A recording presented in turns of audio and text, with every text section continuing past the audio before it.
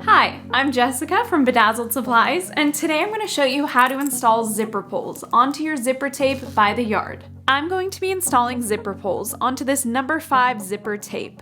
The coil on this tape is 5 millimeters wide, and the number 5 zipper tape will require a number 5 zipper pull. These are super easy to install, and we sell tons of different fun colors and designs to use for your unique projects. You can also customize the zipper tape fabric and the coil finish to match the hardware on your bags. The zipper tape is sold by the yard, so you can cut it to any length zipper that you need. And the nylon zipper looks metallic, but it's actually made from nylon filament. So it's flexible, durable, easy to sew over, and can be cut with scissors.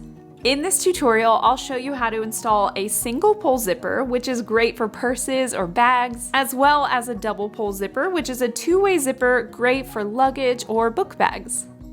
So let's start with the single pull zipper. First, I'm going to gently separate and pull apart the coils on the two sides of the zipper a few inches down.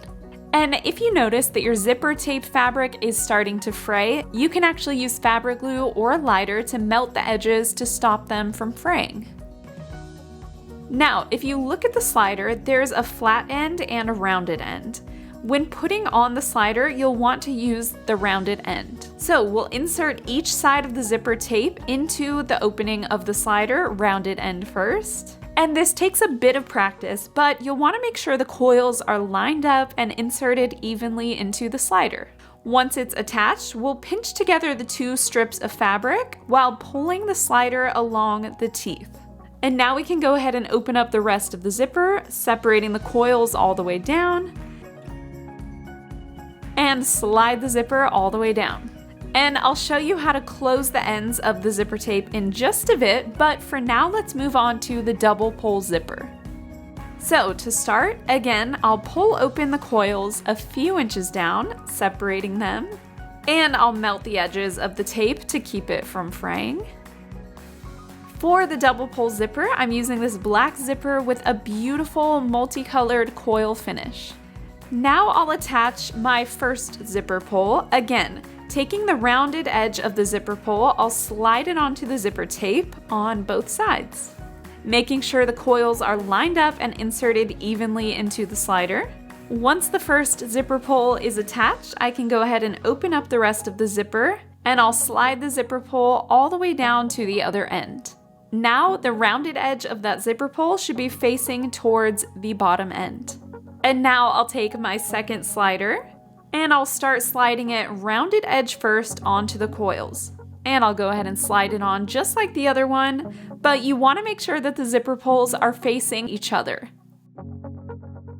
Now, the very last step is finishing our zipper edges. Since these zippers don't have stoppers on the ends, we need to create our own.